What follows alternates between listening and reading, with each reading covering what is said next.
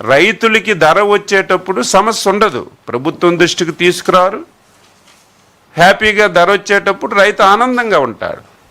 రైతుకి ఎప్పుడైతే ధర తగ్గుతుందో అప్పుడే ప్రభుత్వాలు వెంటనే రంగంలోకి దిగి రైతుకి నష్టం లేకుండా చెయ్యాలి, అది బాధ్యత. ఆ బాధ్యతని గతంలో చేసాం, ఈ 14 మాసాల్లో కూడా చేస్తున్నాం. కోకో ధర గత సంవత్సరం 8 రూపాయలు 10 రూపాయలు వచ్చింది. ఈ సంవత్సరం క్వాలిటీ తగ్గిందని, లేకపోతే ఎక్కడికైతే ఎక్స్పోర్ట్ చేస్తున్నామో అక్కడే విపరీతంగా ప్రొడక్షన్ వచ్చిందని ధర పతనం అయితే ప్రభుత్వమే కేజీకి 50 పైసలు ఇచ్చి రైతుకి నష్టం లేకుండా కొంతవరకు సహాయపడి మేలు చేసిన విషయం కూడా ఈ సందర్భంగా గుర్తు చేస్తున్నాను.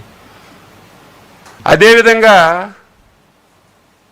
నల్లబెర్లి మీరు కూడా రాయాలి, పాత్రికేయులు కూడా ఎప్పటికప్పుడు ప్రతిపక్ష పార్టీలు, అందులో ఉన్నది ప్రతిపక్ష పార్టీ అంటే పచ్చి అబద్ధాలు మాట్లాడిన పార్టీ, పచ్చి అబద్ధాలు మాట్లాడిన వ్యక్తి రాష్ట్రంలో ఉన్నాడు. కాబట్టి మీరైనా వాస్తవాలు ప్రజలకు తెలియచేయాలి.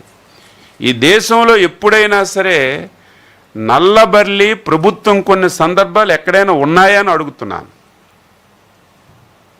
లేకపోతే గత 2 సంవత్సరాలు నల్లబర్లి విపరీతంగా ధర వచ్చినప్పుడు ఏ ఒక్క రైతు వచ్చి ప్రభుత్వం దగ్గరికి రాలేదు. ఈ సంవత్సరం నల్లబర్లి విపరీతంగా పండింది, ధరలు పతనమయ్యాయి, తీవ్రమైనటువంటి ఆందోళనతో రైతులు ఉన్నారంటే చాలామంది ఎప్పుడూ లేదండి విధానం.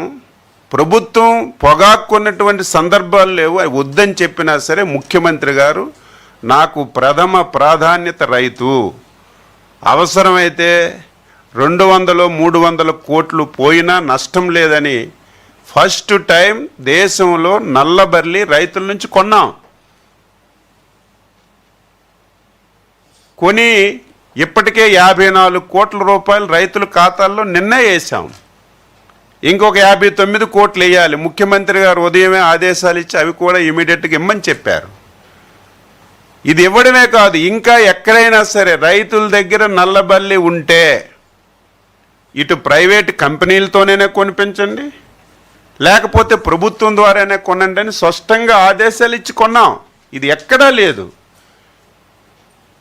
అదేవిధంగా మనకి చిత్తూరు జిల్లాలో మ్యాంగో బంపర్ క్రాప్ వచ్చింది. చాలా సందర్భాలు చెప్పాను, మాట మాటకి మీకు చెప్పవలసిన అవసరం లేదు.